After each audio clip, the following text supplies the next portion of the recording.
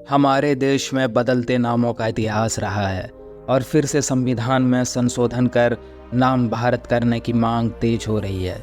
इस खबर के सामने आने के बाद अब लोगों में भारत के नाम के इतिहास को जानने की उत्सुकता बढ़ गई है। राष्ट्रपति द्रौपदी मुर्मू की ओर से भेजे गए रात्रि भोज के निमंत्रण पर मंगलवार 5 सितंबर 2023 को एक राजनीतिक विवाद खड़ा हो गया। G20 सम्मेलन के सिलसिले में भेजे गए इस निमंत्रण पत्र में प्रेसिडेंट ऑफ इंडिया की जगह प्रेसिडेंट ऑफ भारत लिखा गया है। सदियों से इस देश को कई naमों से बुलाया जा रहा है, लेकिन इनमें सबसे प्रचलित है भारत। आइए जानते हैं भारत का नाम इंडिया कैसे पड़ा और इसे इंडिया कब से कहा जा रहा है।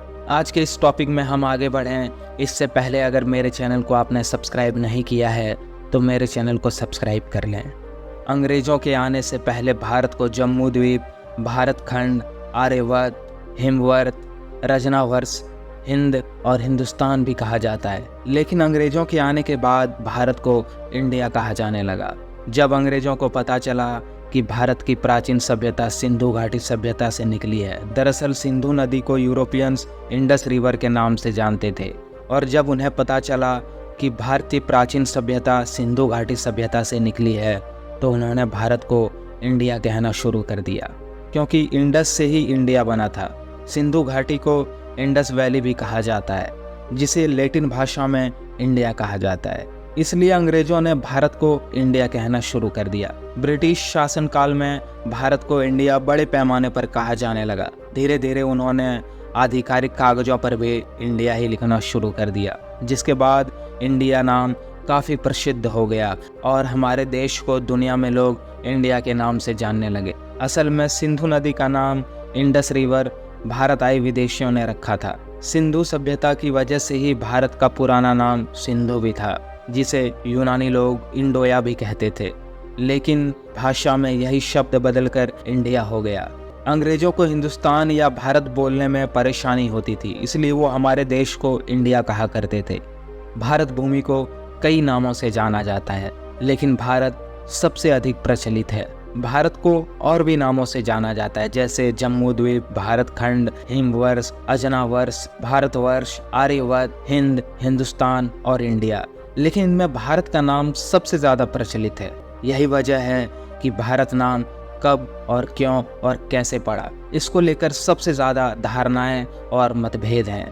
जितनी विविधतापूर्ण भारत की संस्कृति है, उतनी ही ज़्यादा इसको अलग अलग कालखंडों से अलग अलग नाम दिए गए हैं। अलग अलग वक्त में इन महान व्यक्तियों के नाम पर भारत का नाम रखने का दावा किया जाता है। सबसे प्रचलित और पौराणिक कहानी माने तो भारतवर्ष का नाम ऋषि भदेव के पुत्र भरत के नाम पर पड़ा है।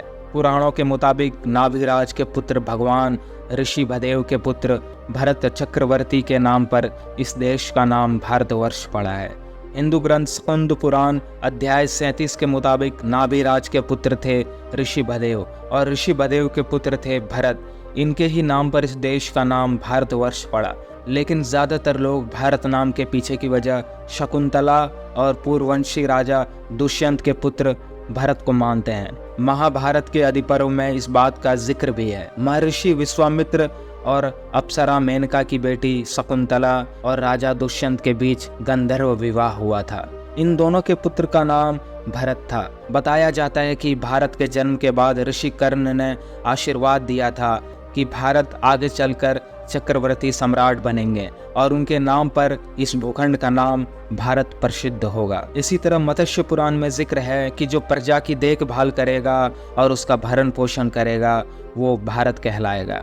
इसके अलावा नाट्य शास्त्र वाले भरत मुनि को भारत के नाम के पीछे का कारण बताते हैं। वहीं दशरथ पुत्र भरत भी काफ़ी प्रसिद्ध हैं, जिन्होंने सिंहासन पर श्री राम के खड़ाऊ रखकर प्रजा की देखभाल की।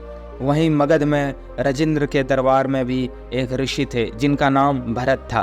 प्राचीन ग्रंथ महाभारत शब्द में भी भारत शब्द का जिक्र है। इसीलिए भारत को भारत कब से कहा जा रहा है, इसका सटीक इतिहास कोई नहीं बता सकता।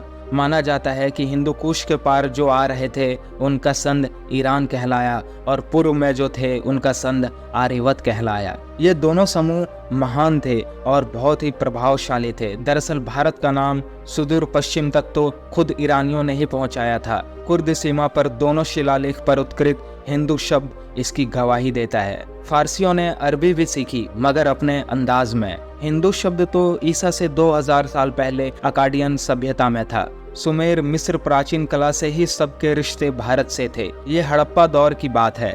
सिंधु का 7 नदियों वाले प्रसिद्ध सप्त सिंधु क्षेत्र को प्राचीन फारसी में हप्त हिंदू कहा जाता था। जाहिर है कि हिंद, हिंदू और हिंदुआन जैसे संज्ञा अत्यंत प्राचीन है। इंडस इसी हिंदस का ग्रीक स्वरूप है। भारत के लिए इंडिया अथवा सिंधु के लिए इंडस शब्द का प्रयोग दरअसल इस बात का प्रमाण है। हिंदू अत्यंत प्राचीन शब्द है और भारत की पहचान है। संस्कृत का स्थान शब्द फारसी में अस्तान होता है। इस तरह हिंदुओं के साथ जुड़कर हिंदुस्तान बन जाता है। भारतीय यूरोपीय भाषा में ह बदलकर अ हो जाता है।